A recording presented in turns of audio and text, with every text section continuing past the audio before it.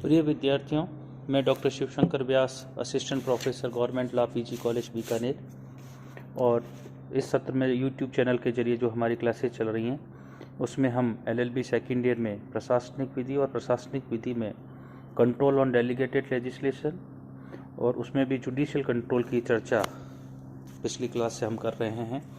और judicial control में हमने 3 बिंदुओं पर चर्चा कर ली थी, जहाँ की मूल अधिनियम यानी कि पेरेंट एक्ट संविधान के अधिकारातीत परिवर्तन हो, दूसरा जहाँ की प्रत्यायोजित विधान संविधान के अधिकारातीत हो, और थर्ड जहाँ प्रत्यायोजित विधान का मूल अधिनियम के अधिकारातीत परिवर्तन हो। इन 3 बिंदुओं पर हम पिछली क्लास में चर्चा कर चुके हैं। आज हम इससे आगे अपनी क्लास को शुरू कर रहे हैं और पॉइंट नंबर 4 जुडिशियल कंट्रोल में हम बात करेंगे प्रत्यायोजित विधान द्वारा मूल अधिनियम में विहित प्रक्रिया की अवहेलना करना। प्रोसीजरल कंट्रोल में भी हमने इसकी बात की थी और यहाँ पर भी एक पॉइंट दिया हुआ है कि डीएल यानी कि डेलीगेटेड लेजिस्लेशन मूल अधिनियम में विहित प्रक्रिया की अवहेलना करना, यानी कि मूल अधिनियम पेरेंट एक्ट जिसके द्वारा प्रत्यायोजित विधान बनाने की शक्ति दी गई है और प्रत्यायोजी द्वारा उस विहित प्रक्रिया की अवहेलना की जाती है, तो ऐसी स्थिति में प्रत्यायोजित विधान को शून्य माना जाएगा। Banwari Lal Agarwal versus state of Bihar के मामले में खान अधिनियम 1952 सेक्शन 12 खान अधिनियम 1952 की धारा 12 के अधीन निर्माण से पूर्व केंद्रीय सरकार द्वारा खनन बोर्ड से परामर्श लेना एक आवश्यक प्रक्रिया बतलाई गई थी। क्या कहता है ये केस कि खान अधिनियम 1952 धारा 12 नियम बनाने से पूर्व केंद्र सरकार को खनन बोर्ड से परामर्श लेना एक आवश्यक प्रक्रिया है, एसेंशियल प्रोसीजर है, आपको खनन बोर्ड से परामर्श लेना ही होगा। किंतु बिना परामर्श लिए ही केंद्र सरकार द्वारा नियम बना दिए गए, जिस पर सुप्रीम कोर्ट ने इसे प्रोसीजर का उल्लंघन मानते हुए अल्ट्रा वायरस घोषित किया, अधिकारातीत घोषित किया कि आपने विहित प्रक्रिया की अनुपालना नहीं की है। इस आधार पर आपके द्वारा जो नियम बनाए गए हैं वे अल्ट्रा वायरस है, अधिकारातीत है। बिंदु संख्या 5, जहां प्रत्यायोजित विधान का दुर्भावनापूर्ण होना, मेलाफाइड, प्रत्यायोजित विधान का दुर्भावनापूर्ण मेलाफाइड यानी कि आप जो डेलीगेटेड लेजिस्लेशन बना है उसे दुर्भावनापूर्ण मेलाफाइड होने के आधार पर क्या कर रहे हैं, चुनौती दे रहे हैं। प्रत्यायोजित विधान की वैधता पर इस आधार पर भी आपत्ति की जा सकती है कि तैयार किया गया प्रत्यायोजित विधान असद्भावनापूर्ण तरीके से बनाया गया है। ऐसी स्थिति में यह अवधारणा की जाती है कि वह अल्ट्रा वायरस घोषित कर दिया जाएगा। लेकिन हम अपने देश की बात करें तो इस आशय का कोई निर्णय जिसमें मेलाफाइड इंटेंशन के आधार पर प्रत्यायोजित विधान को अल्ट्रा वायरस घोषित किया गया हो, ऐसा अभी तक कोई दृष्टिगोचर नहीं हुआ है। हाँ, एक मामला जरूर है, Nagaraj versus state of Andhra प्रदेश।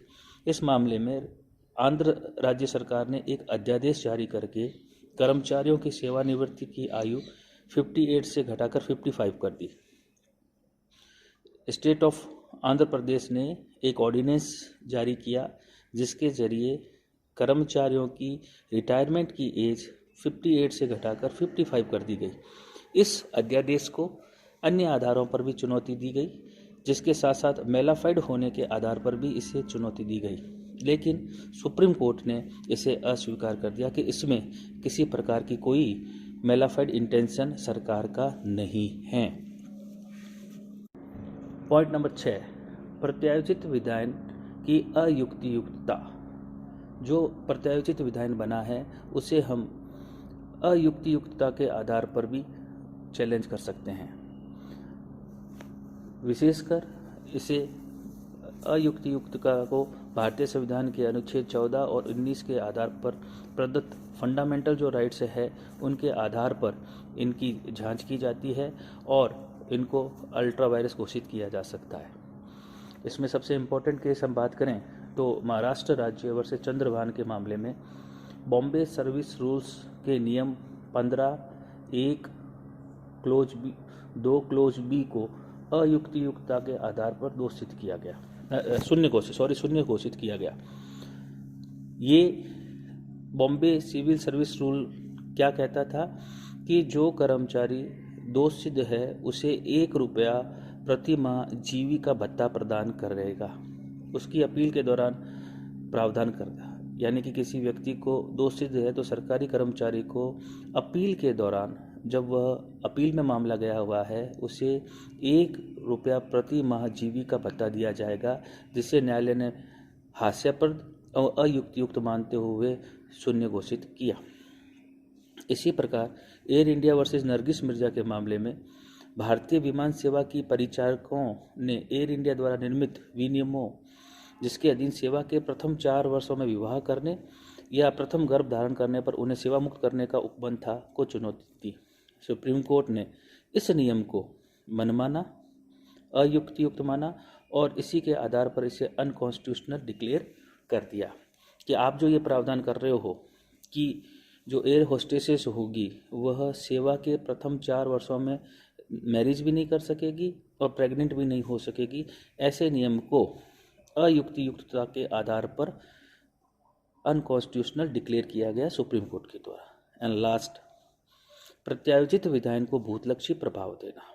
भूतलक्षी प्रभाव देने का मतलब पीछे से किसी नियम या कानून को लागू करना।